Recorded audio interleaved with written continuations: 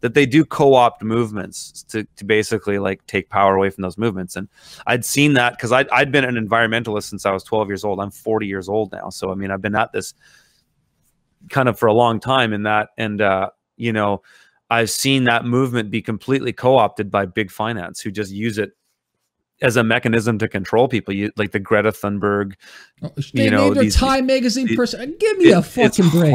It's fucking, I can't stand it. It drives me crazy because you know, I saw this great meme that was like, iceberg, shows a picture of an iceberg, like on the top, and then the big, you know, like 90% of it's underneath the water.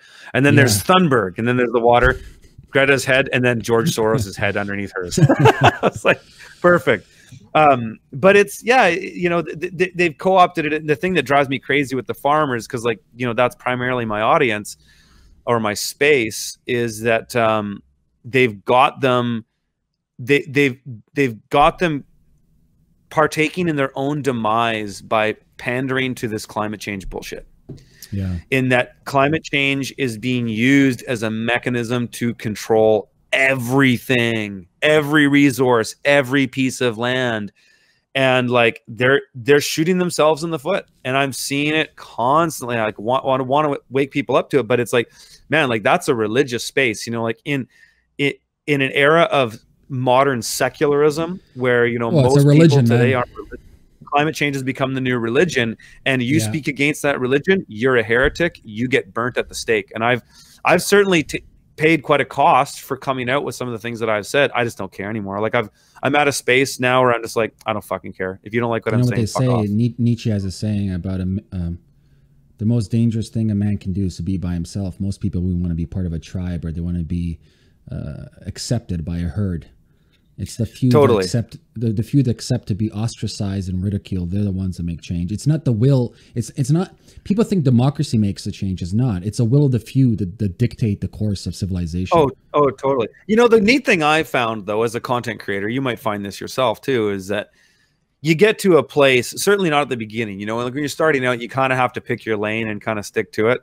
But you know, I've got like 300 and something thousand followers on YouTube. I've been at it for 6 years.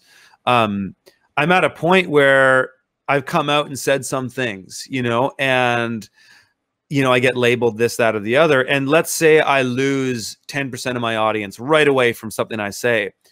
Well, those are probably 10% of people that I probably don't care about anyways. If they're so offended that they can't handle me saying something that rubs them the wrong way, and they're ready just to like throw it all in, fine. But what happens in the meantime is you drop a little bit of dead weight, and you kind of get some Spartans that come in as people that want to help you and join your tribe, who are like 1,000 times more effective than some of these followers who just get offended by everything, like kind of snowflake people.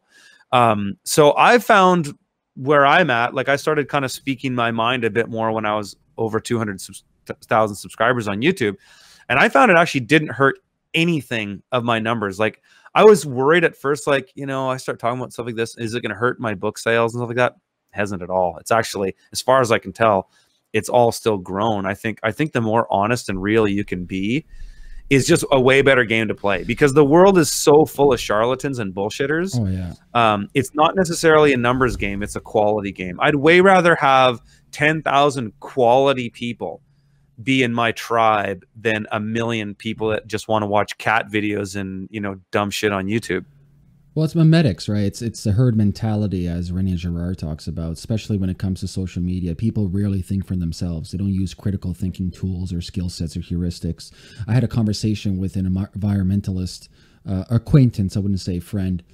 And I'm like, listen, we're not getting rid of oil. I don't know where the cognitive dissonance comes, but that computer in front of you, that's oil. Your phone is oil. The house is oil. Construction's oil. I don't know why you guys think just fuel is oil, but nonetheless, let's continue the conversation. And this person was adamant about we have to stop Alberta. I'm like, okay, let me follow your train of thought. Stop Alberta, it's insane. They're crazy. And I'm like, listen, I'll play it along with you. I'm just going to say all oil's evil, whatever. Okay, just for the sake of conversation, I'll fancy it. You are literally saying that you have zero empathy or remorse. You're saying, fuck the people that live in Alberta. Let's put them on the streets. You know, forget about them having a house. Forget about them supporting their families. Fuck them. I'm like, do you hear? Do you understand what you're saying?